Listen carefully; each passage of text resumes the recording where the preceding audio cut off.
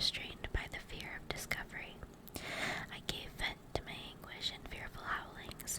I was like a wild beast that had broken the toils, destroying the objects that obstructed me and ranging through the wood with stag-like swiftness. Oh, what a miserable night I passed. The cold stars shone in mockery, and the bare trees waved their branches above me. Now and then the sweet voice of a bird burst forth amidst the universal stillness. All, save I, were at rest or in enjoyment. I, like the archfiend, bore a hell within me, and finding myself unsympathized with, wished to tear up the trees, spread havoc and destruction around me, and then to have sat down and enjoyed the ruin. But this was a luxury of sensation that could not endure. I became fatigued with excess of bodily exertion, and sank on the damp grass in the sick impotence of despair. There was none among the myriads of men that existed who would pity or assist me, and should I feel kindness toward my enemies? No.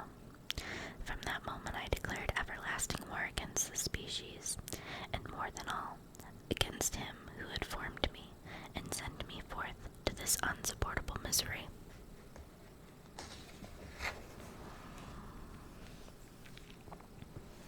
The sun rose. I heard the voices of men and knew that it was impossible to return to my retreat during that day. Accordingly, I hid myself in some thick underwood, determining to devote the ensuing hours to reflection on my situation. The pleasant sunshine and the pure air of day restored me to some degree of tranquility. And when I considered what had passed at the cottage, I could not help believing that I had been too hasty in my conclusions. I had certainly acted imprudently. It was apparent that my conversation had interested the father in my behalf, and I was a fool in having exposed my person to the horror of his children. I ought to have familiarized the old Delacey to me, and by degrees to have discovered myself to the rest of his family, when they should have been prepared for my approach. But I did not believe my errors to be irretrievable, and after much consideration I resolved to return to the cottage, seek the old man, and by my representations win him to my party. These thoughts calmed me, and in the afternoon I sank into a profound sleep, but the fever of my blood did not allow me to be visited by peaceful dreams. The horrible scene of my preceding day was forever acting before my eyes. The females were flying, and the enraged Felix tearing me from his father's feet.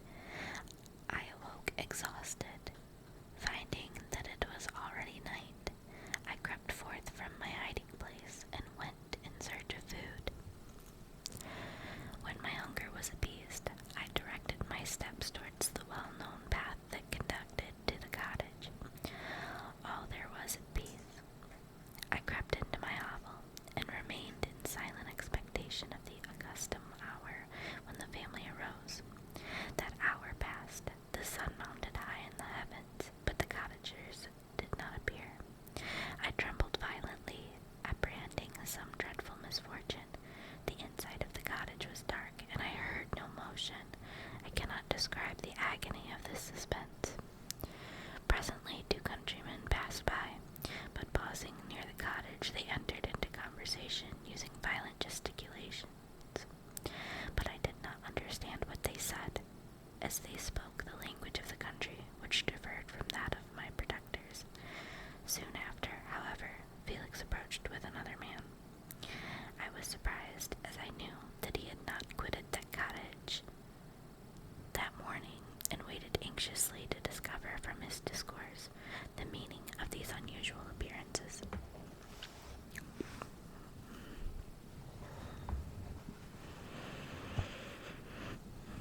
"Do you consider," said his companion to him, "that you will be obliged to pay 3 months' rent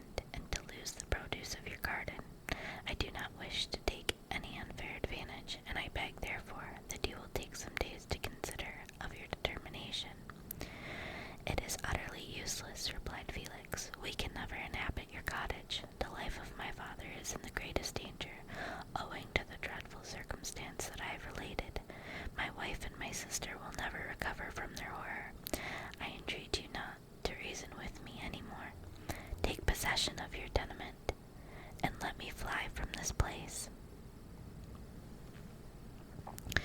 Felix trembled violently as he said this. He and his companion entered the cottage, in which they remained for a few minutes, and then departed. I never saw any of the family of DeLacy more.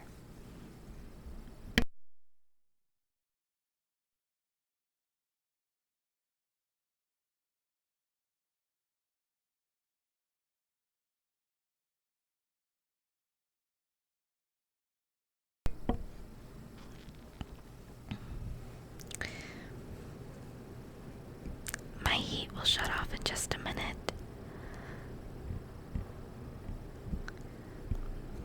but I think I'm gonna pause until it shuts off. Okay, guys. Editing magic, we're back now. I continued for the remainder of the day in my hovel in a state of utter and stupid despair.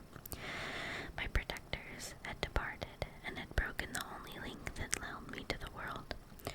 For the first time, the feelings of revenge and hatred filled my bosom, and I did not strive to control them, but allowing myself to be borne away by the stream, I bent my mind toward injury and death.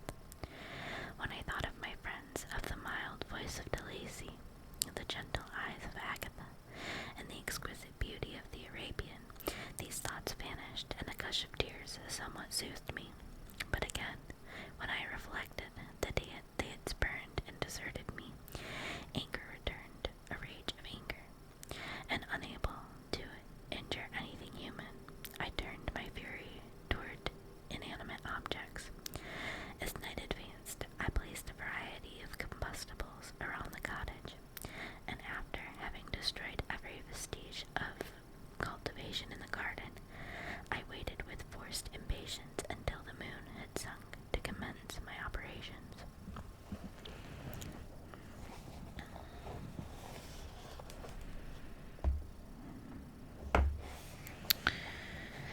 As the night advanced, a fierce wind rose from the woods and quickly dispersed the clouds that had loitered in the heavens. The blast tore along like a mighty avalanche and produced a kind of insanity in my spirits that burst all bounds of reason and reflection. I lighted the dry branch of a tree and danced with fury around the devoted cottage, my eyes still fixed on the western horizon, the edge of which the moon nearly touched. A part of its orb was at length hid, and I waved my brand. It sank, and with a loud scream I fired the straw and heath and bushes which I had collected. The wind fanned the fire, and the cottages was quickly enveloped by the flames, which clung to it and licked it with their forked and destroying tongues. As soon as I was convinced that no assistance could save any part of the habitation, I quitted the scene and sought for refuge in the woods. And now, with the world before me, whither should I bend my steps? I resolved to fly far from the scene of my misfortune, but they, to me, hated and despised. Every country must be equally horrible. At length the thought of you crossed my mind. I learned from your papers that you are my father, my creator, and to whom could I apply with more fitness than to him who had given me life? Among the lessons that Felix had bestowed upon Safie, geography had not been omitted. I had learned from these the relative situations of different countries of the earth. You had mentioned Geneva as the name of your native town, and towards this place I resolved to proceed.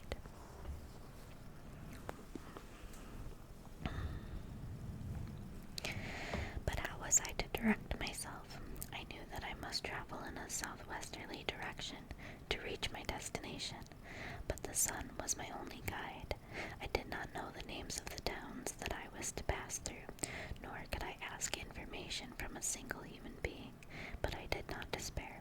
From you only could I hope for succor. Although towards you I felt no sentiment but that of hatred,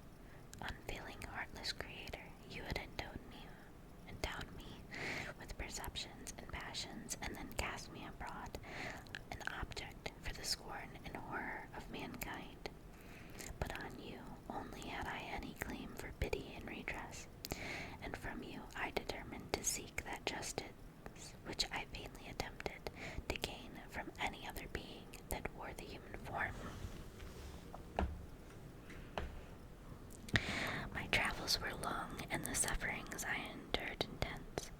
It was late in autumn when I quitted the district where I had so long resided. I traveled only at night, fearful of encountering the visage of a human being. Nature decayed around me, and the sun became heatless. Rain and snow poured around me. Mighty rivers were frozen. The surface of the earth was hard and chill and bare, and I found no shelter. O earth, how often did I imprecate curses on the cause of my being? The mildness of my nature had fled, and all within me was turned to gall and bitterness. The nearer I approached to your habitation, the more deeply did I feel the spirit of revenge enkindled in my heart.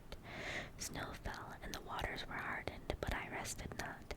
A few incidents now, and then directed me, and I possessed a map of the country, but I often wandered wide from my path.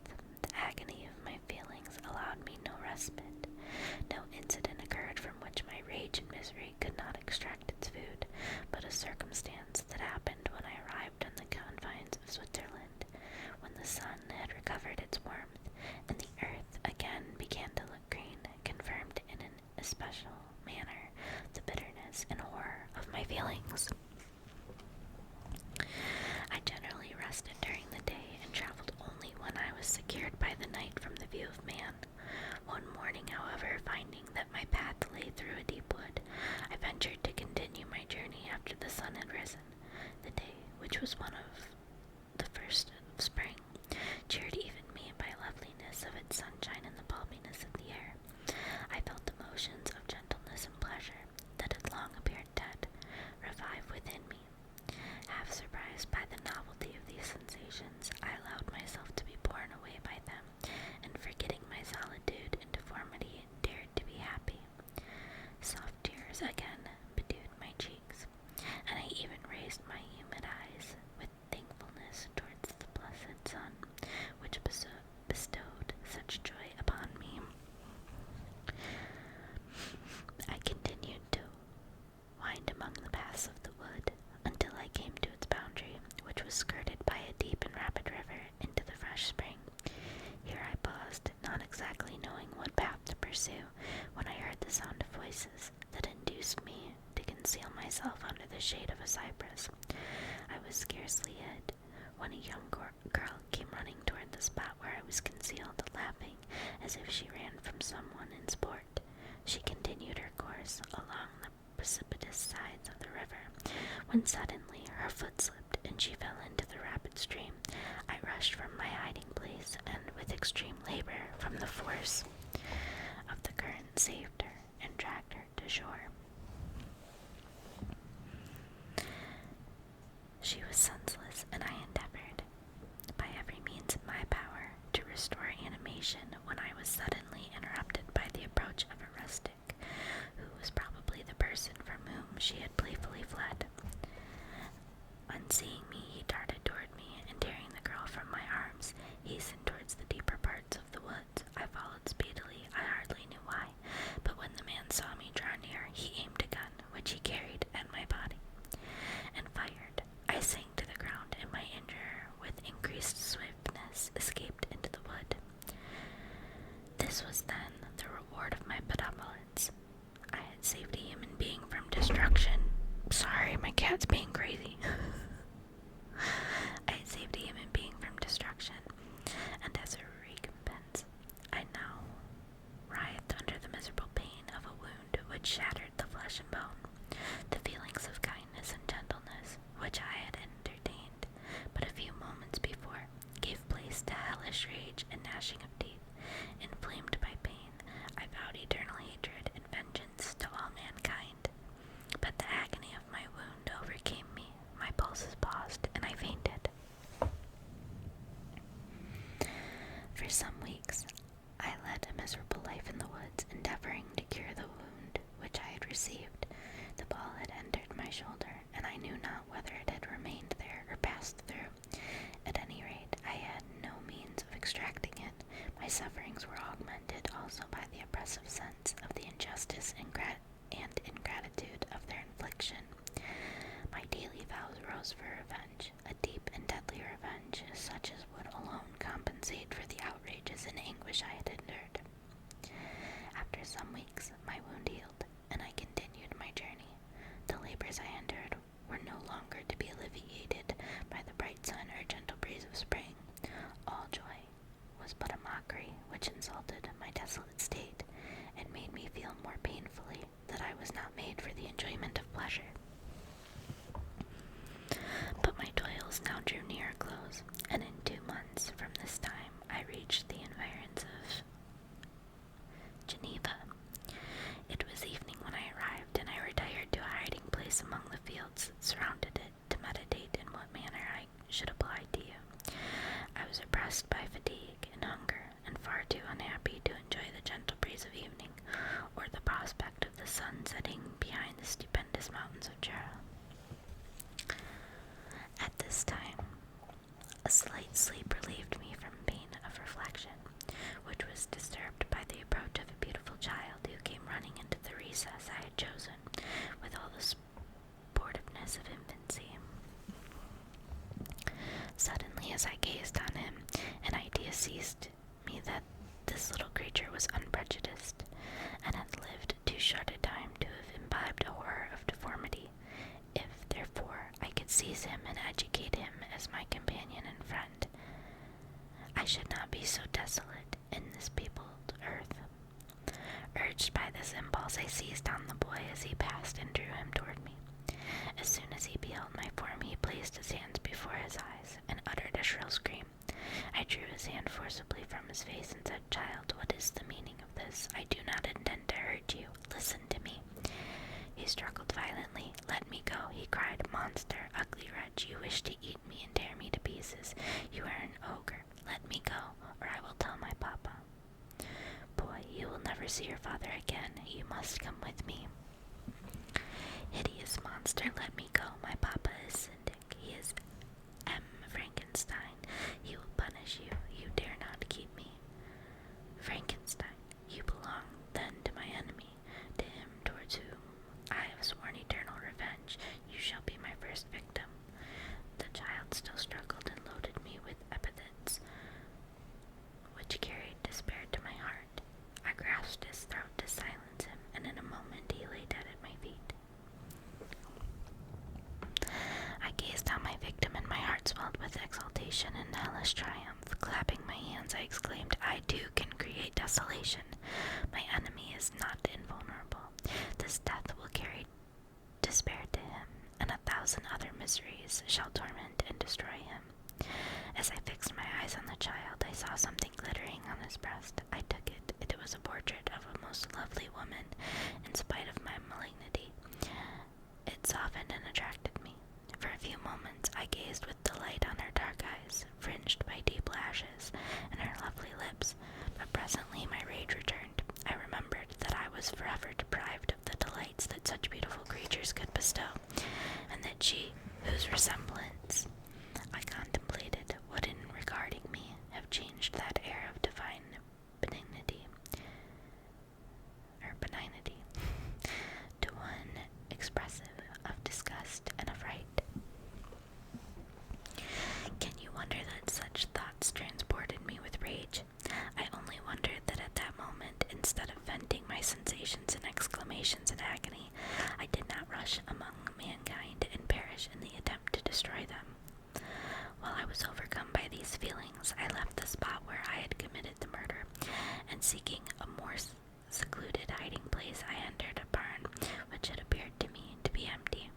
A woman was sleeping on some straw. She was young, not indeed so beautiful as her whose portrait I held, but of an agreeable aspect and blooming in the loveliness of youth and health.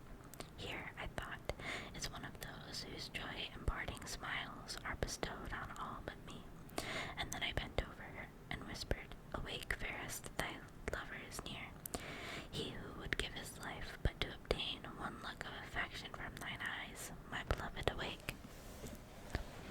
The sleeper stirred. A thrill of terror ran through me. Should she indeed awake and see me and curse me and denounce the murderer? Thus would she assuredly act.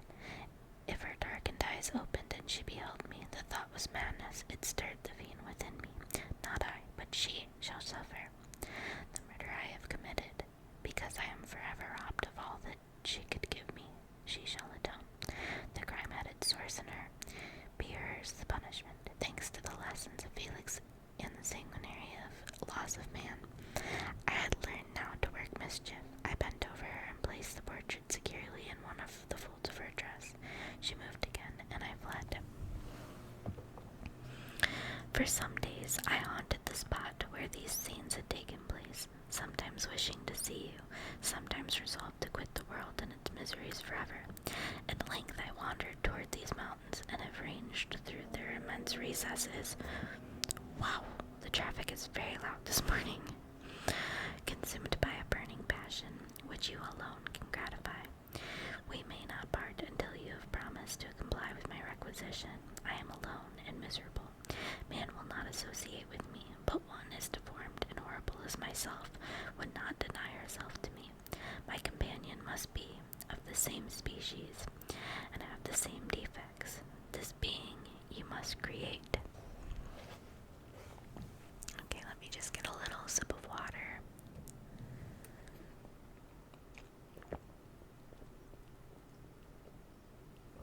Okay.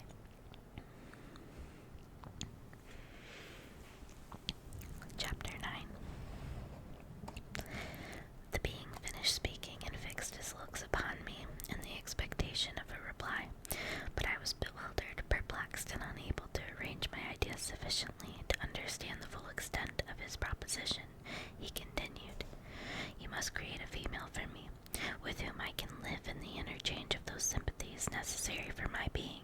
This you alone can do, and I demand it of you, as a right which you must not refuse to concede."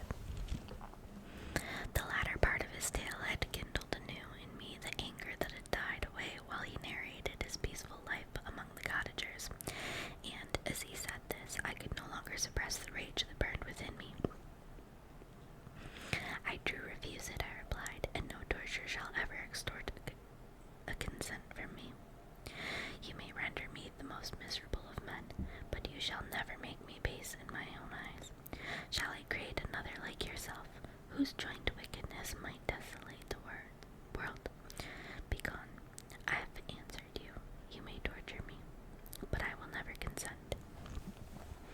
"You are in the wrong," replied the fiend, "and instead of threatening, I am content to reason with you. I am malicious because I am miserable. Am I not shunned and hated by all mankind? You, my creator, would tear me to pieces in triumph. Remember that, and tell me why I should pity man more than he pities me. You would not call it murder if you could precipitate me into one of those ice rifts and destroy my frame, the work of your own hands. Shall I respect man when he condemns me? Let him live with me in the interchange of kindness, and instead of injury, I would bestow every benefit upon him with tears of gratitude at his acceptance. But that cannot be. The human senses are insurmountable barriers to our union. Yet mine shall not be the submission of abject slavery. I will revenge my injuries. If I cannot inspire love, I will cause fear, and chiefly towards you, my arch enemy, because my creator do I swear inextinguishable hatred. Have a care. I will work at your destruction, nor finish until I desolate your heart, so that you shall curse the hour of your birth." A fiendish rage animated him. As he said this, his face was wrinkled into contortions too horrible for human eyes to behold, but presently he calmed himself and proceeded. "I intended to reason. This passion is detrimental to me, for you do not reflect that you are the cause of its excess. If any being felt emotions of benevolence toward me, I should return them in 100 fold. For that one creature's sake, I would make peace with the whole kind, but I now indulge in dreams of bliss that cannot be realized. What I ask of you is reasonable and moderate. I demand a creature of another sex, but as hideous as myself. The gratification is small, but it is all that I can receive, and it shall content me. It is true, we shall be monsters cut off from all the world, but on that account we shall be more attached to one another. Our lives will not be happy,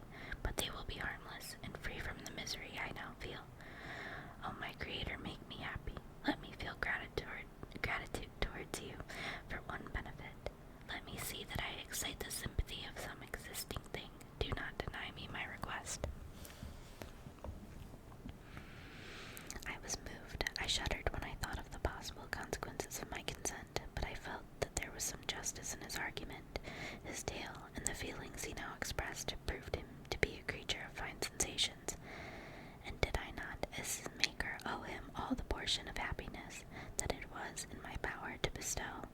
He saw my change of feeling and continued, "If you consent, neither you nor any other human being shall ever see us again. I will go to the vast wilds of South America. My food is not that of man. I do not destroy the lamb and the kid to glut my appetite. Acorns and berries afford me sufficient nourishment. My companions will be of the same nature as myself, and will be content with the same fare. We shall make our bed of dried leaves. The sun will shine on us as on man, and will ripen our food. The picture I present to you is peaceful and human, and you must feel that you could deny it only in the wantonness of power and cruelty. Pitiless as you have been towards me, I now see compassion in your eyes. Let me seize the favorable moment and persuade you to promise what I so ardently desire." "You propose," replied I, "to fly from the habitations of man, to dwell in those wilds where the beasts of the field will be your only companions. How can you, who long for love and sympathy of man, persevere in this exile? You will return and again seek their kindness, and you will meet with their detestations. Your evil passions will be renewed, and you will then have a companion to aid you in the task of destruction. This may not be. Cease to argue the point, for I cannot consent." "How inconstant are your feelings! But a moment ago you were moved by my representations, and why do you again harden yourself to my complaints?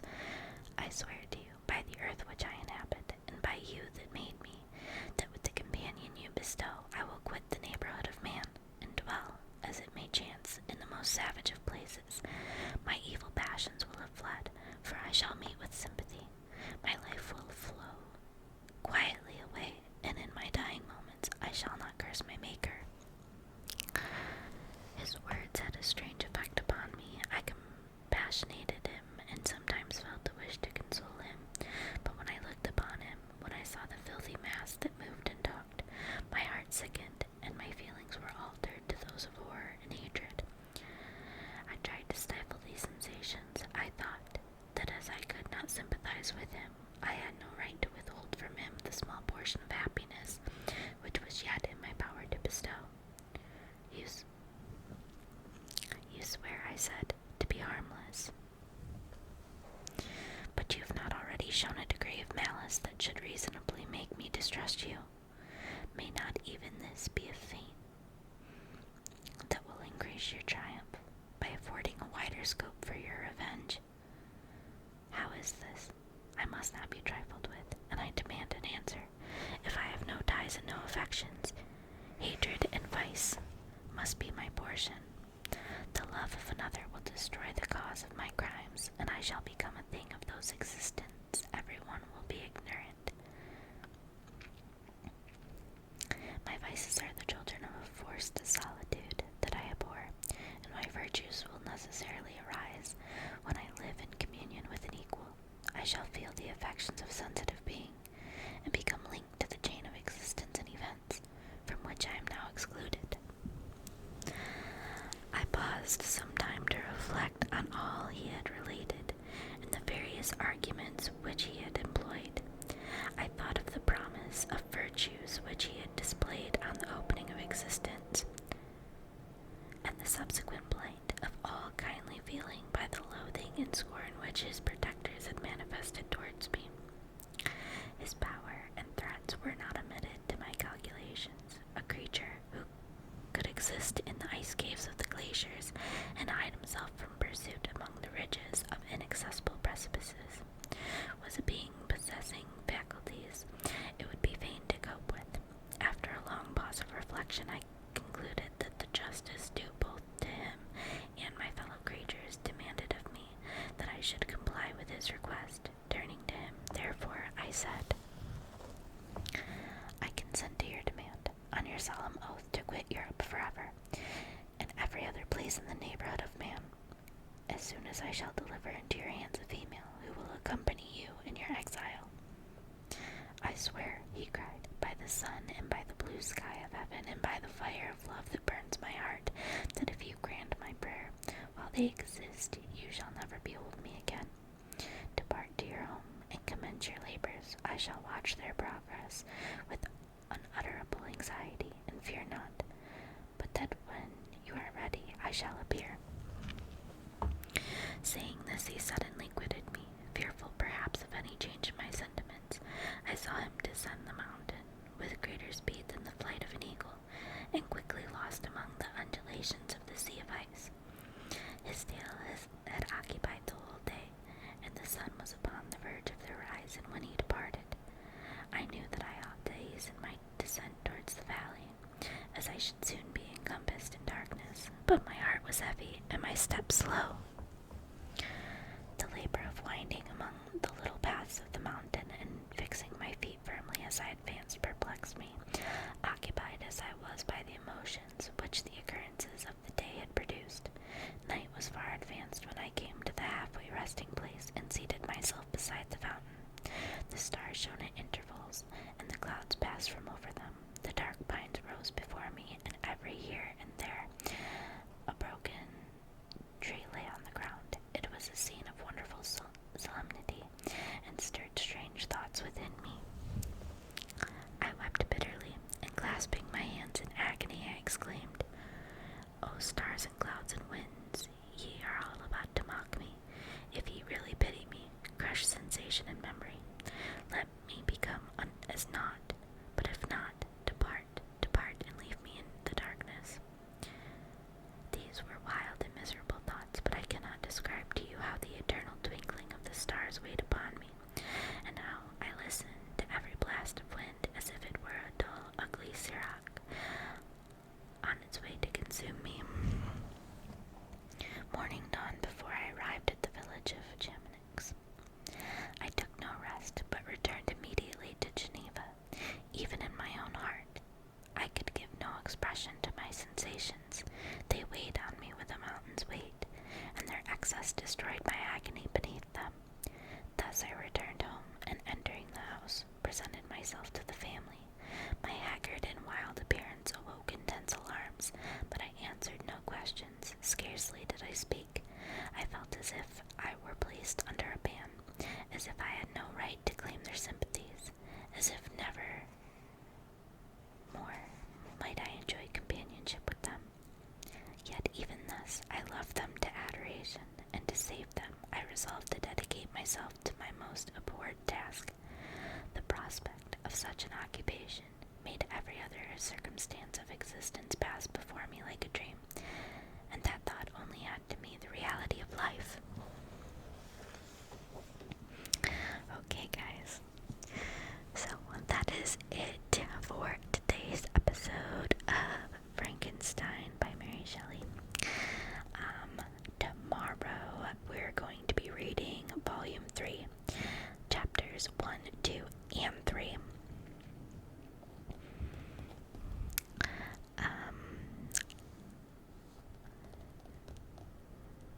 And then after that, we'll read Volume 3, Chapters 4 and 5. And that will be, on the 29th. So we're getting close to the end of the book, not much left. Anyway, I hope you guys found this relaxing, and I hope you're enjoying this little reading of Frankenstein.